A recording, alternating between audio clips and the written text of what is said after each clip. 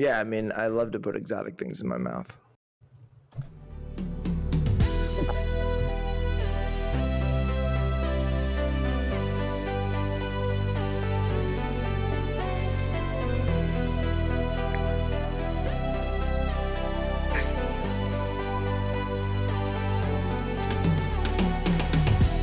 Hello and welcome to this week's episode of the Metacast podcast. That's the podcast that explores itself, explores ourselves, and explores the self in general. My name is Ty. I'm going to be your host.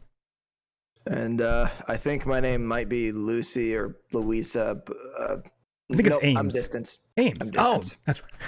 And tonight is the Metacast movie show about I'm thinking of ending things. You're what? I'm thinking of ending things. We've only been doing this version of our podcast for a few months, man. Why already? It feels like it's been way longer than that. Has it only been Jeez. It's been like 7 weeks, maybe 6. It feels like it's been forever. I'm feeling nostalgic about something that hasn't been going on for that long. We just spoiled half this movie already. Yeah, those aren't.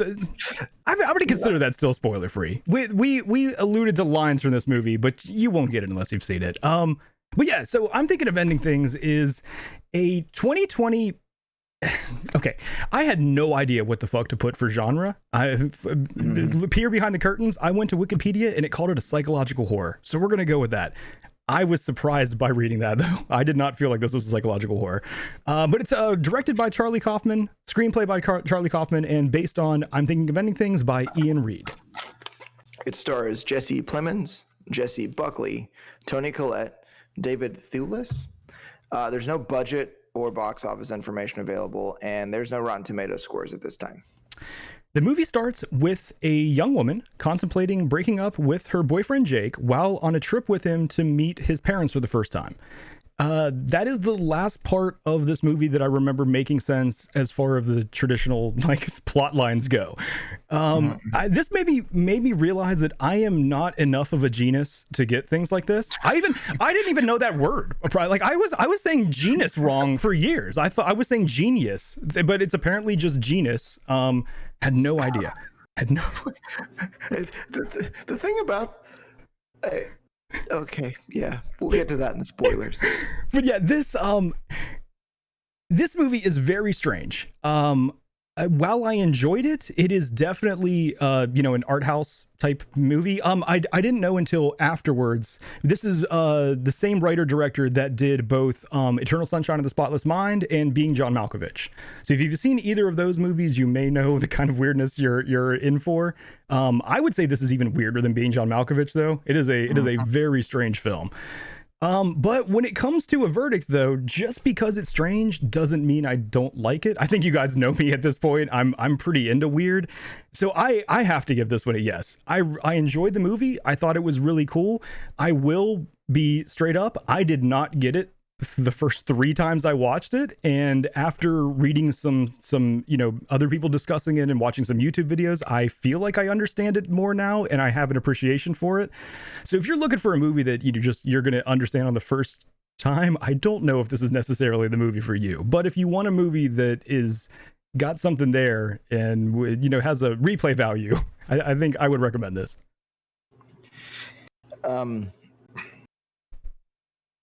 I have actually not decided, really. I have been trying to figure out since I watched this movie. I think that was on Sunday, maybe. Mm-hmm.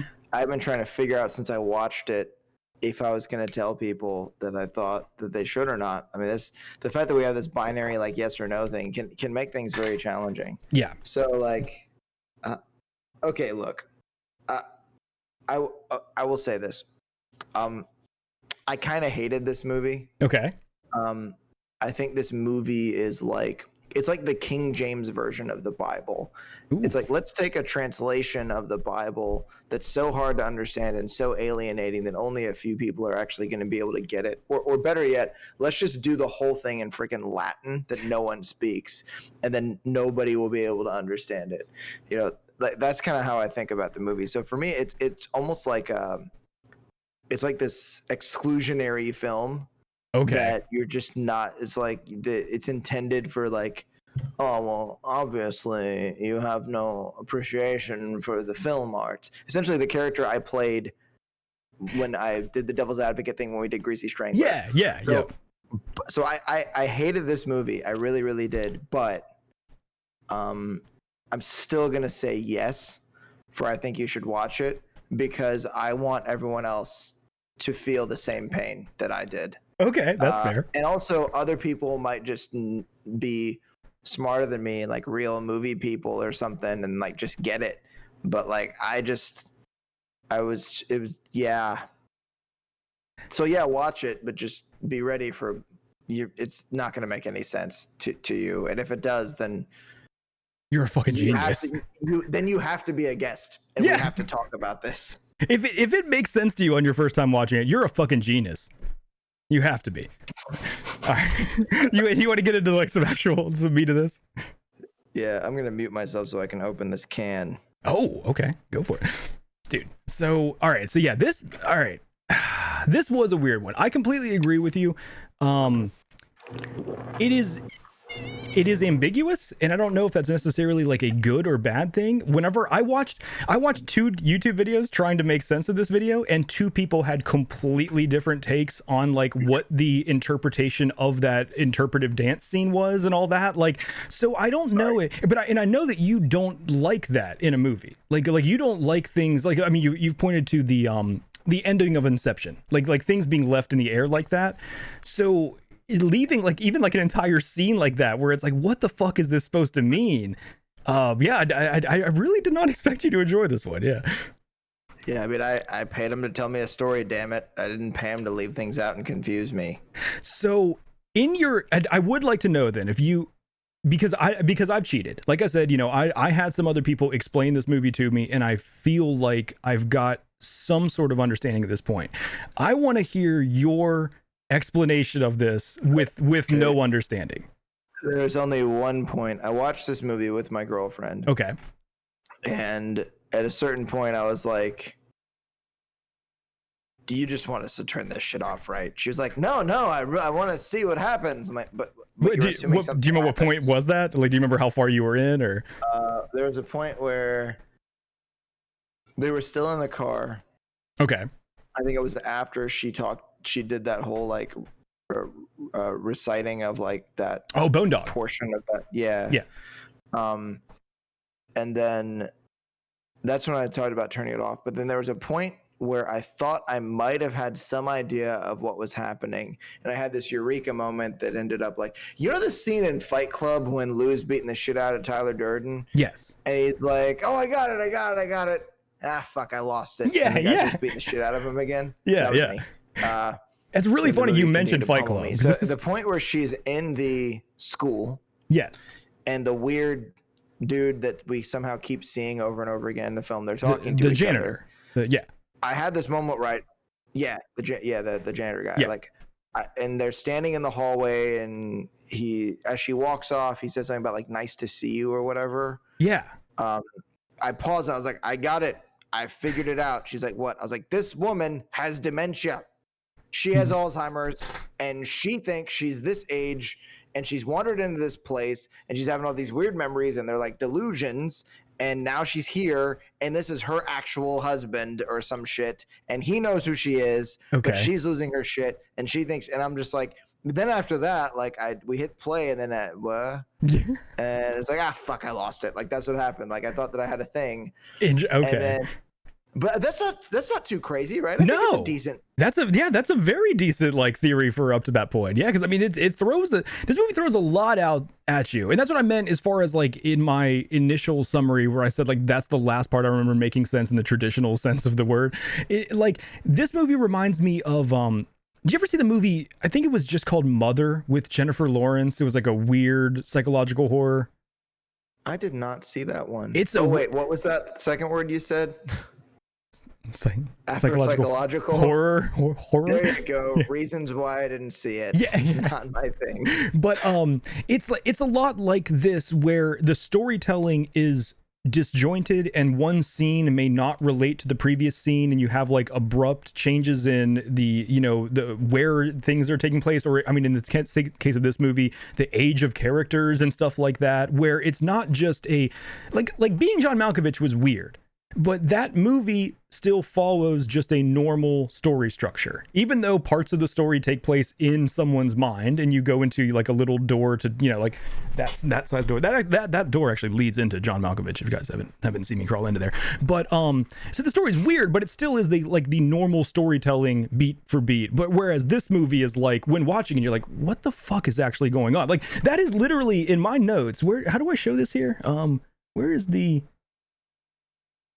Yeah, like literally my notes. So I try to break up my notes to be like, during the movie, I take notes chronologically. And then after the movie, I take what I call like the meta notes about the movie. My notes during the movie were just, what the fuck am I watching? And then my first note afterwards was, what the fuck did I just watch? That was like as far as I got for the first little while of like, what is actually happening in this?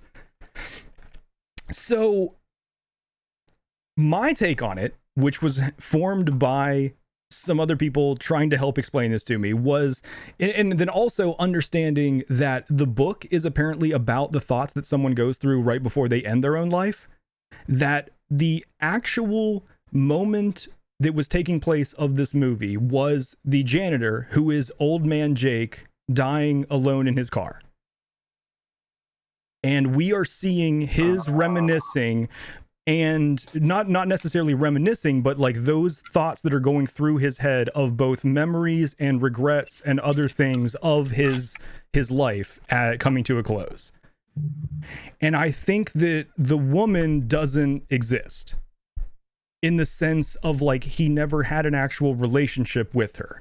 I think that it kind of explores that through the movie, where there was a situation where they were both at a trivia night, and the ideal Jake would have approached her like what happens whenever she was telling the story at dinner. But what really happened is what we get told later, where he basically just kind of creepily watched her at a distance and was not didn't have the guts to approach her. And that the entire movie is basically this life that Jake could have had. And he's like exploring the regret in his mind of all the things that he didn't do and the missed opportunities and stuff like that. So one thing I didn't really notice that that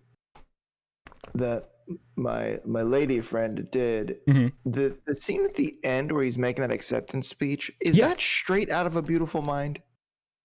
Oh, I don't think. Well, the song I know is straight out of Oklahoma. The acceptance, I mean, I know he's just accepting a Nobel Prize, but was it interesting? If it was, I did not catch that. She mentioned that he was almost playing the same like John Nash character, and like the way he was talking did sound a bit like John Nash. Sounded like how Russell Crowe played John Nash. Yeah. But yeah, and you know the one like the other person that's briefly the woman, like not in the interpretive dance, it's a Colby Menifee is the name of the. I feel really bad for her. Why's that? Because I feel like she gets cast as we need someone who's kind of unattractive but not too unattractive. Gotcha. Like I feel bad for her because she's got this like vibe that she does so well. Like she did like, did you see her in not Daredevil? It was Jessica Jones. I saw Jessica Jones. I don't remember her in it though, but she's the sister of like the weird neighbors that are like related, but they got some weird like kink thing going on. Yeah. Okay. Yeah. Like, interesting. So okay. She plays that kind of weird role like really well. Yeah, I didn't notice that was the same person. Okay. Yeah. But yeah, I always feel bad for the roles that she gets cast for. And then it is kind of interesting that there's the whole that in the middle of dinner that weird scene plays out where you see her in the diner for the first time. And it's like, she's a vegan and and I love her. And like, it's this like cheesy, ridiculous, like the fake Robert Zemeckis movie. Yeah. It's like a cheesy, ridiculous, like romance, whatever. But at the same time, it's like also this other alternate reality. And then it stops and goes back to dinner. And it's like, well, that was nice. Well, no, it shows that that's if it's a scene that I'm thinking of, it was there's old man Jake, the janitor, watching that in like the break room on like a TV screen, and it's like it shows that that's, and it even shows like directed by Robert Zemeckis, like it cuts to the credits and everything. Oh, I remember that later, but I thought that was, see, that's the thing about this movie. Yeah. Because, well, you watched it 3 times. I only watched it like 1.5 times. And I still can't keep it straight. Yeah, but I thought they did the thing with him watching TV later, but I guess it would make sense that, yeah, I don't know. The thing for me is like, but that's, I think what it was doing there was showing that it was like, that to me was one of the things that solidified her being almost like his ideal woman, was like she filled every role, even from like media. He watches this movie where this guy meets a woman at a you know, because she's a waitress, and then later they talk about, oh yeah, I met her because she was a waitress. You know, it's like, yeah, it seemed to like, I don't know, that fed into that for me. So it's just a lifetime of regrets from an old janitor dude. Yes, that is exactly what I got from this. And it's even like, I think that he was too scared to go after anything that he wanted in life, not only just romantically. I think the biggest thing was the young woman, you know, they call her Lucy, Louisa, Ames, different names. I think she represents like his ideal woman that he may or may not have interacted with at some point in time, but never had the balls to like actually go after. And then all the other things, like the life of being a physicist and receiving a Nobel Prize, or being a great painter, all the, like, she also represents these missed opportunities that he didn't take. And I think that's part of him being afraid of the basement. That's because you end up finding in the basement, like, all that was really down there was the paintings he did as a kid, which coincidentally, did you catch that, like, so do you remember at dinner, she's showing his parents her paintings on the phone? Yeah. And a few of those were the same, weren't they? Those like are the same paintings. No, not on the floor. Those are the ones on the wall. The author is, or sorry, the artist is Ralph Albert Blakelock, but those were the paintings that Jake was using as inspiration as a kid. So it's like when Jake was young, he looked at this artist's paintings and really liked them and tried to be a painter, and I guess gave up for some reason, which it kind of shows that like his dad was obviously not very supportive of it. And then, you know, they obviously have like a very strange relationship in this. So for some reason he gave up on that passion that he had, and then it becomes this thing that he's kind of afraid of and fears in the basement.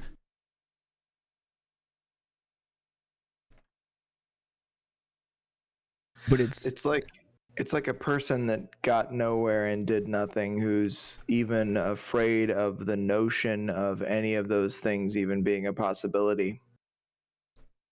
Well, yeah, I'm thinking, well, they show, like, even the mom, she has an interesting quote where she says, there are so many things that made him nervous. He keeps closing off more and more to the world. It's a problem. Where it's like, I think that's talking about, like, Jake probably had potential, you know, like if he was someone that was young and interested in, I mean, like when they're in Jake's childhood bedroom, you know, like, I don't know what age he was, but he's reading, like, you know, some pretty heavy books on physics, like a huge, like multiple poetry books. Like he was obviously like an intelligent kid that, you know, so not someone you would really expect to end up working as a janitor. So it's like, you know, it's almost like he had potential, but something caused him not to reach that potential. You know that I don't remember the name of it. Like when they're in the car and he's like, "Oh, you're recite something or whatever," and it's like, "Oh, you do it so well." That poem that she recites in the car is very, very, very, very, very, very, very depressing. Yeah, and she also finds it in that book in his childhood bedroom. Yeah. So it's interesting, though, because we center the film around a character that doesn't really seem to necessarily exist. She's like a "Hey There, Delilah," or that James Blunt song, "You're Beautiful." Mm-hmm. Like, we're just some person that they saw somewhere, and they're like, "I'm going to write a song about you." Or that's a little like bit a Tyler creepy. Durden. I think she's a lot like a Tyler Durden character. I think she is what he wants to be, not necessarily like he wants to be a woman, but I think she represents in a lot of ways what he wants to be, and again the regret of a life that he could have had and did not have. So I guess maybe we should think of this movie as not ending up like that person, I suppose. Yes, that is the biggest thing that I took away from this movie, is that like it's very, how does she say it? Like she talks about, hold on, where is this part of my notes? She talks about like earlier in the movie that people like stay in unhealthy relationships because they're too afraid to leave, or because it's too easy not to leave, and that she even says that it's basic physics. Like it's almost oh my god, objects in motion tend to stay in motions. Oh my god, what is the name of that concept? Newton's laws of motion? No, but it's, oh my god. There's a name for the concept? Yes. Inertia? Inertia, thank you. Yes, I could not come up with that word. Yes, inertia, yes. But so like she's talking about, I think that Jake, the Jake they show in this movie, the real Jake that you see, the old man that is alone, is in this unhealthy relationship with himself, and he got there by closing himself off because of being too scared to take risks. That, like, I mean, in that is something that I see myself doing a lot. So it's like, yeah, this movie to me was a great, I talked about this before with other movies of like, I love being able, I think it's powerful in film to be able to watch someone make a mistake and learn from their mistake without making it yourself. So it's like, this is a movie that like, when there's situations in the future when I'm out once the global pandemic is over, once I'm out somewhere and I see someone that it's like, oh shit, that would be cool to approach that person, like rather than like being too scared to do it, it's like, don't end up like Jake. It's like, just think to myself, it's like Jake the janitor would not do this, or Jake that like I actually like this movie as almost just a little bit of inspiration to not end up like this. Yeah, I think that's a good takeaway for the film. But for me, it was just like, I guess it's like, if you're trying to create or give a meaningful message, maybe be a little more clear about it.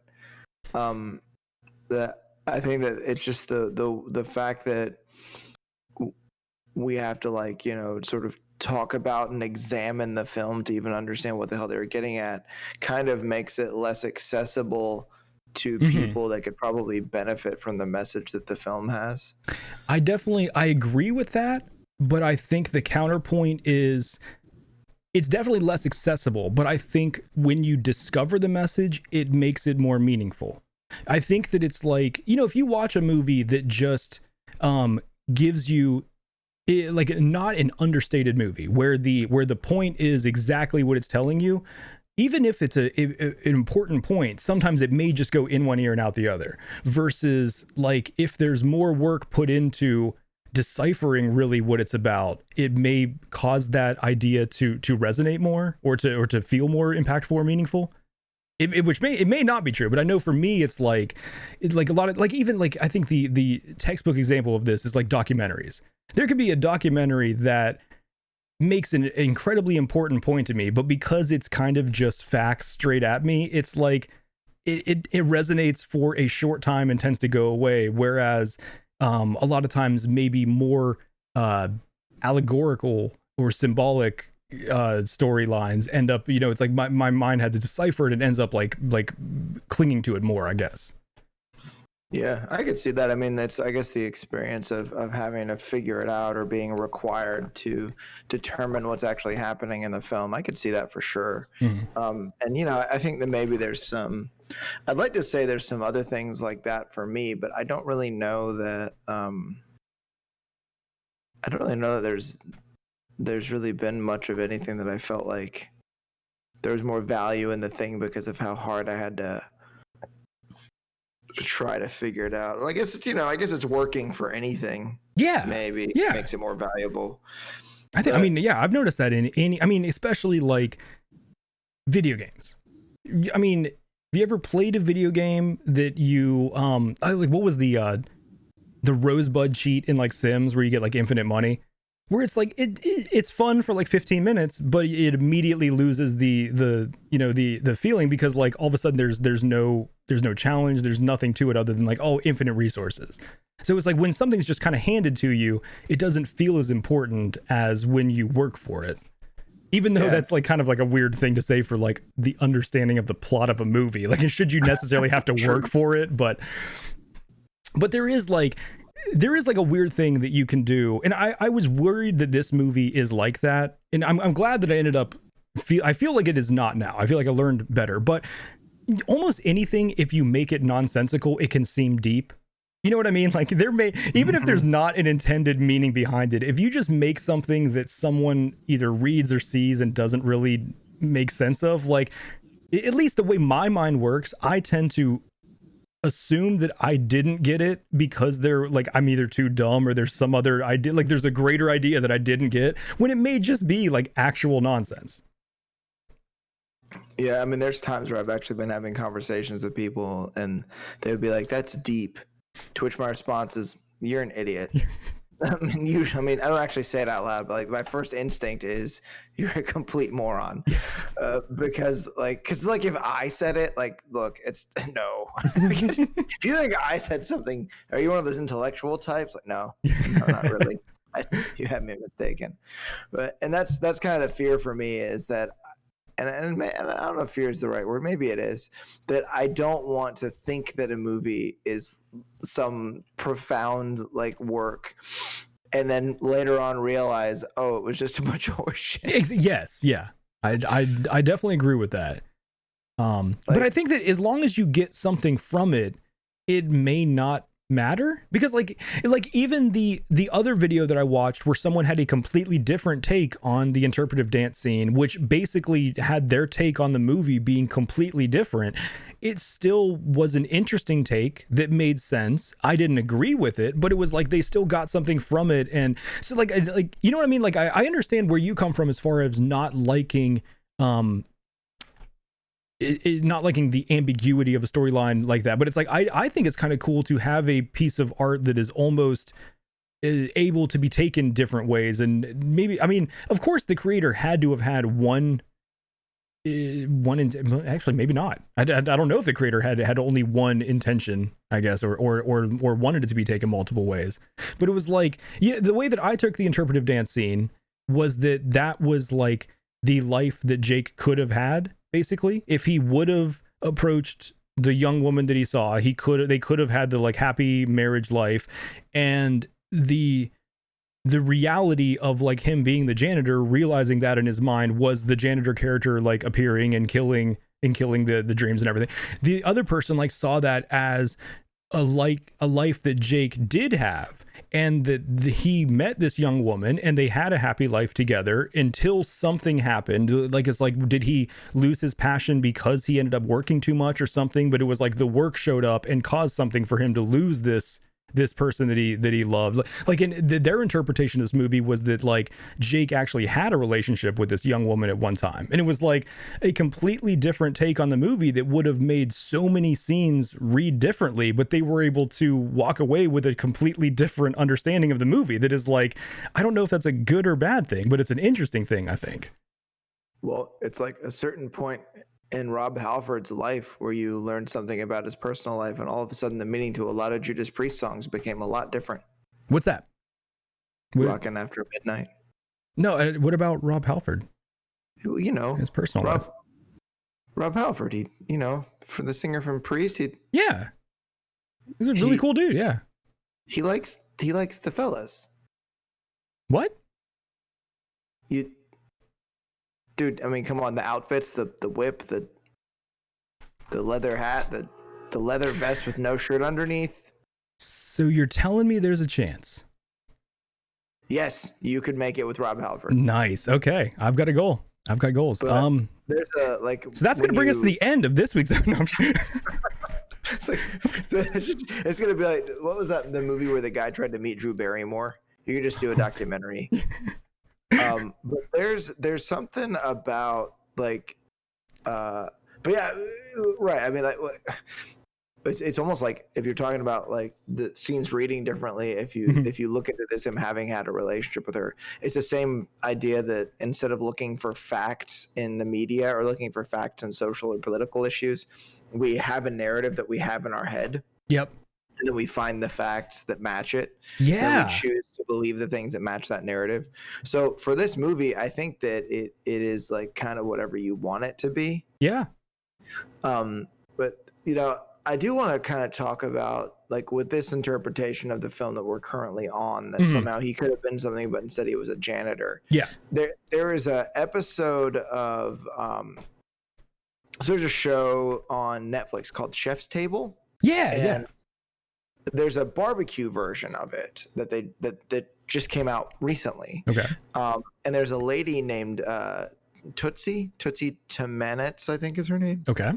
I don't know how to say her last name right, but she works as a custodian during the day. Like that's her day job, like during the week. She's also 85 years old. Jeez. And on Saturday, and only Saturday, which is the only day that this barbecue joint is open, I thought it was called Sonny's, I want to say. I think it's called Sunny. Oh no, it's Snow's barbecue. Okay. And then like on Saturday and only Saturday, she makes barbecue at this place called Snow's Barbecue. It's in the middle of Texas. Okay. And it kind of bothers me that we think of someone as being a janitor as he's thrown his life away. Mm-hmm. That, because for me, like, okay, there's a guy I work with. He's 22, 23, somewhere in there. I think he might be 23. And I was talking about something related to like argument or something, and saying that, that philosophy was something that I really enjoyed. And he was like, "Oh, I never took a philosophy course." I was like, "Well, neither did I." Like you don't have to be in a program to like, yeah. You can just figure things out and like, know things, or, like just because you want to. Yeah. Yeah. But, and it's the idea that somehow that this is him throwing his life away as being a janitor. I think that probably there's worse things about his life that he was unable to do or didn't do, or worse places he's ended up than, he's doomed to be a janitor. But there's a lot of people that do work like that you can like really respect in a certain way. Yeah, of course. Yeah. I don't think there's anything like wrong with the work. I think what's wrong is if you're happy and satisfied doing the work, that's one thing. If you wanted to do something different and you ended up doing like that's where I'm talking about the regret. It's not in the work, it's in the person and what they wanted to do. Yeah, I mean that's a fair point. And I guess if he had a desire for something else, then I mean that's true. But was it a Goodwill Hunting? The dude's like super smart or whatever, like, but he's working custodial work at night and construction work during the day. Yep. And happy doing it. Yeah. Yeah, I mean, he says he calls it honorable. Yeah, like what he's doing. But there's also part of that, dude. We should probably do that movie. That's a good movie. But there's also part of that where he's kind of being a martyr too.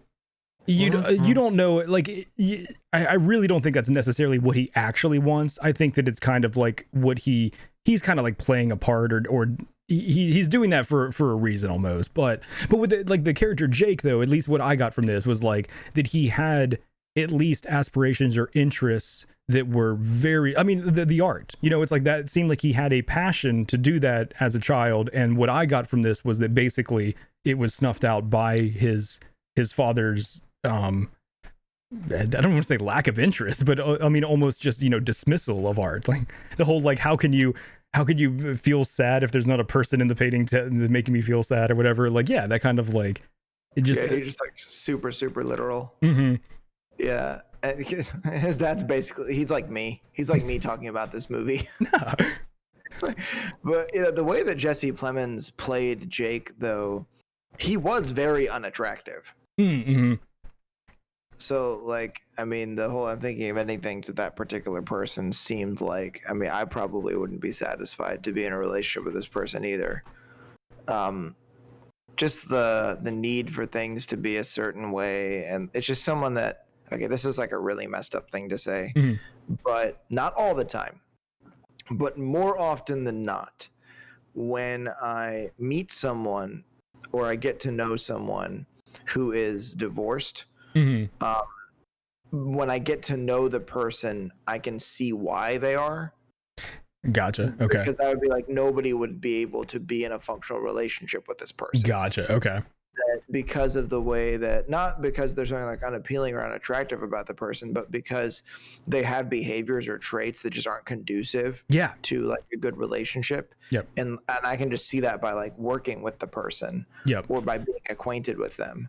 And I think that he probably has a lot of personality traits based on how he's described by his parents in the sort of flashback type scenes that are not conducive to like a good relationship with anybody. And part of that could be the fact that his parents were fucking weird. True. Yeah. Which, by the way, Toni Collette nailed it. Yeah, she was great in this. Freaking nailed it. I loved the scene as soon as they show up and she says like, "Oh, Jake's told me so much about you," and she's like, "And you still came?" Yeah, it was the way she laughs and everything. Like her delivery of this was just great. Yeah, and there's a scene where she waves forever. Yeah, I loved the things going on too long, like the dog shaking for way too long. That would like this. It was just that those are the moments that it felt like psychological horror for a second, and like the basement. There's like a few moments where dread is done well. And they're not jump scares. There's nothing like that. But there are a few moments where like you just get an eerie feeling like, oh, why is this happening? Or what's going on here? I mean, the animated pig was like, what the fuck? Okay, we do need to talk about okay, hold on. First of all, so I do want to talk about, we were talking about like Jesse being unattractive. I think that's a big part of the, sorry, not Jesse, Jake. Sorry.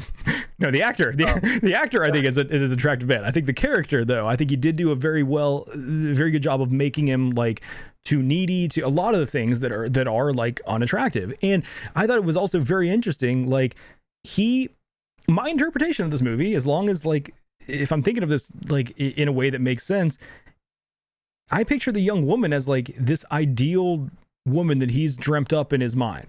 This guy has the way he thinks about himself and the way he like carries himself, it's to the low level that like even his dream girl in his mind is thinking of breaking up with him.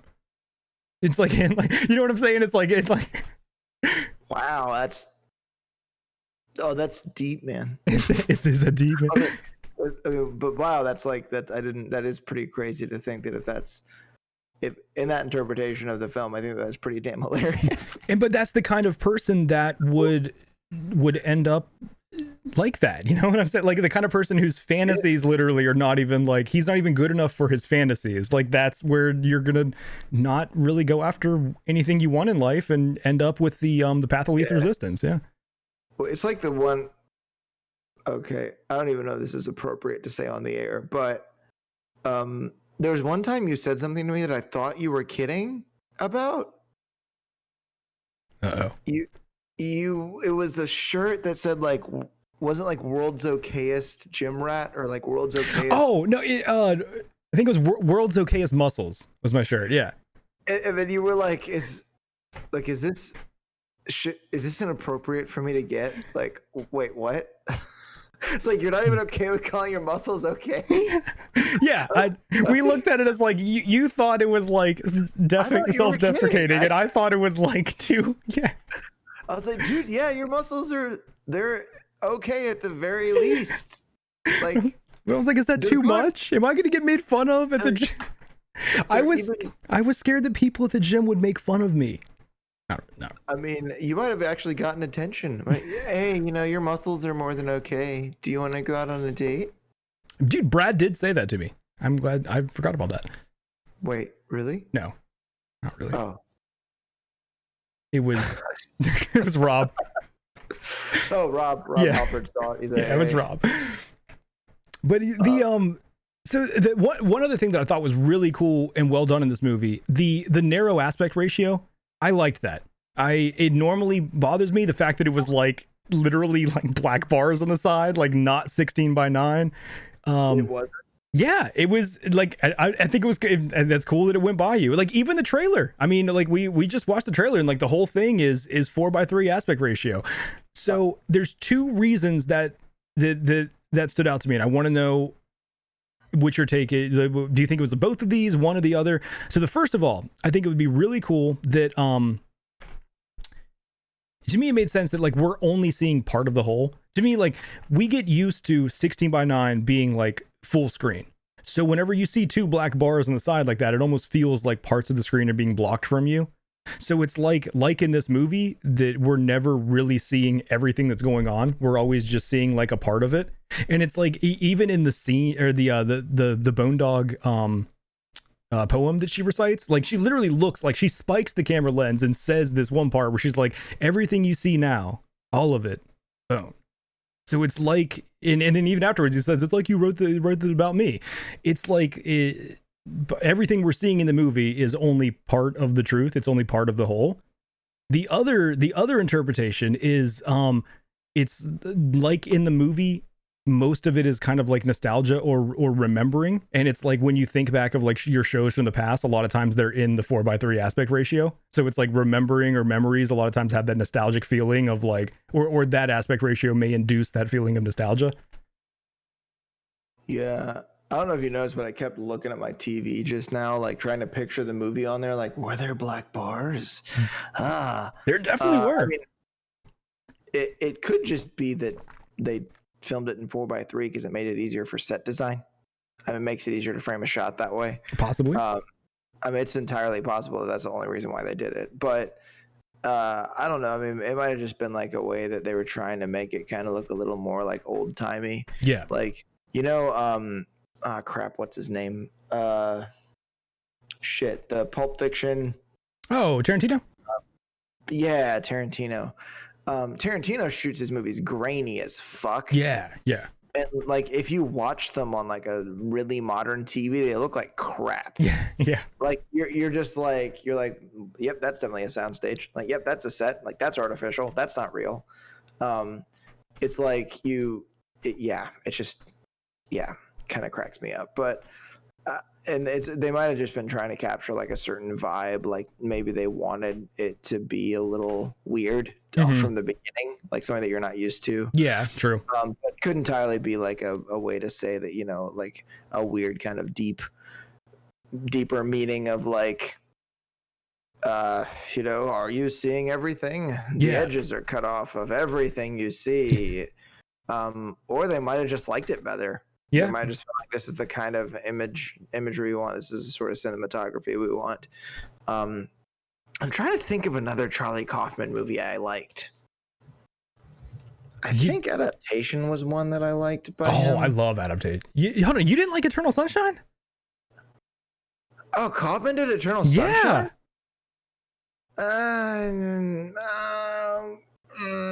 Eternal Sunshine's a movie that I liked when I saw it, but I regret liking it now. Do you wish you could erase seeing it? I mean, not. Did you get what I did there? It's a thing, and it's inside the thing. It's meta. It's in our name too. Oh, you're lapping up what I'm squirting out. Hey, yeah, I'm guzzling that shit up. Mom, if you're listening, I'm sorry. Did you not like Being John Malkovich either, though? I love Being John Malkovich. Okay. That movie I really, really did like, and I still maintain that I like it now. I think I watched it, last year again, and I still enjoyed the film. But it's like I don't. Yeah, but Eternal Sunshine was one of those movies where, like, at the time, it was like, oh, this is so cool and so profound, and Jim Carrey, it's Jim Carrey, dude. But now when I think about the movie, I'm like, bro, fuck that. I think it's just the contrarian in you. I think you can't stand that you liked that movie. You have to like too many other people liked it that you have to not like it. I loved The Truman Show, just on the subject of Jim Carrey doing films outside of his normal range. I liked The Majestic. That was another movie that a lot of people liked. Everybody loved The Truman Show. I love The Truman Show. But I mean, I don't. This one, okay, it's usually a contrarian thing. It's probably one of the major reasons why I don't like Inception.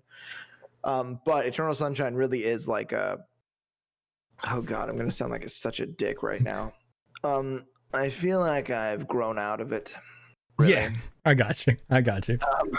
Like, it's just not that it's a bad movie, but it was more meaningful to me when it first came out. And like, Well, it is like 2004. It was much more meaningful to me in 2004. Yeah. Like, we were still in high school, so like, but now it's not as meaningful as it was. It's not a bad movie. It's well done. It's interesting. I mean, what was isn't Elijah Wood in that, and like Kirsten Dunst? Yeah, like it's pretty crazy. Yeah, it's but I think you're making a good point that it's like, I mean, the movie, even like the whole point of the movie, it centers around like young love, and like, so that is kind of a, you know, an idea or a subject matter that you can grow out of. And it's like listening to Blink-182 songs, you know, it's like they were really cool at a certain point in your life, but like, you're not always going to relate to like songs written for 13-year-olds. Yeah, I listened to a few of their albums a couple weeks ago, actually, Blink-182, and I was like, this is catchy, but it's just not the same. Yeah, it like music, especially, I think all media, it resonates with you based on like your life experiences. A lot of times, like, you know, a certain point of time, it will mean something to you, and like, yeah, media is temporal. I don't think it's static. I agree. I mean, it's as temporal, I guess, as the individual watching it. That was deep. That was deep. So the two big themes that like actually, hold on. First, I had like one little section of my notes here. I had to add this section for this movie. I've never had this section before.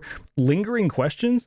There was a lot of shit that I just had no idea. Like stuff was not tied up, and like I did not understand the pig symbolism everywhere.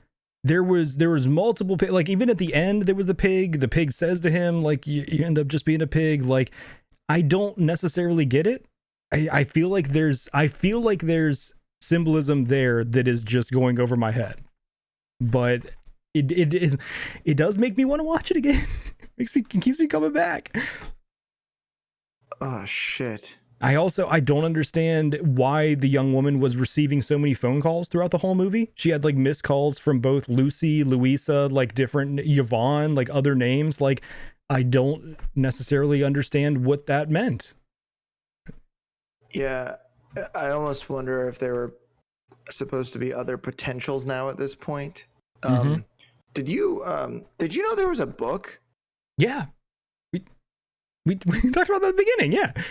Did we? Yeah, because that's why we said screenplay by Charlie Coughlin based on I'm Thinking of Endings. But yeah, and I even said like in the book, the whole point of the book is it's about the thoughts that go through one's mind before they end their own life, and that's what made me think about like the main point of this movie being like Jake, the old man Jake, deciding to kill himself at the end. Like he does consciously do that. Like he dies of, you know, freezing to death in his truck, but it's like the way that I read it, at least, it seems like he made the decision to just get in his truck and die there in the cold.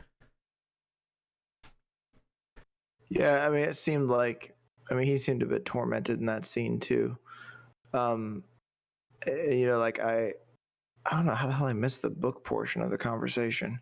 I think maybe I think I'm just so closed off to the idea of fictional books. Yeah.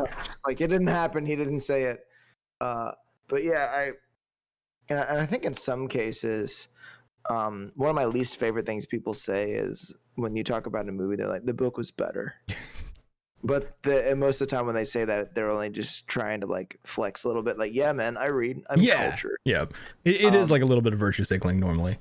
Yeah, it's like, go read a book, you lazy Neanderthal. I always think that it's such a stupid statement because they're two different forms of media. They're like they're not better. One is apples and one is oranges. They're like, one of them, the runtime of one of them is somewhere between an hour and a half and 2.5 hours, and the other one will take, you know, much longer to read. I think adaptation, if I'm not mistaken, I think that Charlie Kaufman made the movie wildly different than the book on purpose. Well, from what I understand about that, it was not necessarily on purpose. It's like even read the reason why it's called adaptation. It was like he was struggling to adapt that story to a movie. So the movie, that would be a good meta movie to do, because the movie ended up being a movie about him struggling to adapt the book to a movie. So he made a movie about the adaptation process, basically. Okay, I am adding that to our list. Yeah, that's a good one. No, that would actually be a really good one. Okay, I really like that one, man. I need to watch it. While you get that pulled up, can you throw on Good Will Hunting? We're doing Good Will Hunting. We just talked about that. Okay. Yeah, I'd love to do that one. Oh, wait, hold on. Isn't it? Yeah, it's Good Space Will, right? Yeah. 3 words. Yeah, cool. Yeah, man, that one's on there. It's like, wow, I can't wait to do that one. We miss you, Robin Williams. Let me see. So two themes that really stood out to me for this movie, and again, it's all like my interpretation, but the 2 themes that I got were regret and loneliness. That a lot of it had to do with like the regret of him looking back at like the choices and like the I forget whose quote this is, but it's super depressing quote, but it's also just incredibly true about life being like just a series of choices with fewer and fewer options. Where it's like the further on you go, the less branches your tree have, basically. And that's like so much of what I saw in this movie is like just him just looking back through his life in the final moments and seeing like, well, fuck, I could have done that better, should have done that better. And as a viewer of the media saying like, well, let's not make that mistake and let's do it better now while I have the chance, rather than being the old man Jake in the future. And in some ways, I got a feeling that it was almost like the movie was the woman in the movie like having a strange identity crisis because of all the names, and then also perhaps seeing how fucked up her life might end up if she doesn't end things. That was kind of another like sort of thought that I had about what the movie might have been about, because since it seems so centered around that character, every idea that I had about it was centered around that character also. Yep. And the character she plays seems like someone that I would meet initially and think they were kind of cute and sort of cool, and then maybe try to date them, then find out they were batshit crazy. I think she was awesome. I mean, that was the whole point of the character, is that they're perfect. I was like, oh, she's my old type. Yeah. I mean, the second that someone tells me that they're an artist, I'm like, I can't do this. And they study physics? They're a poet and they study physics?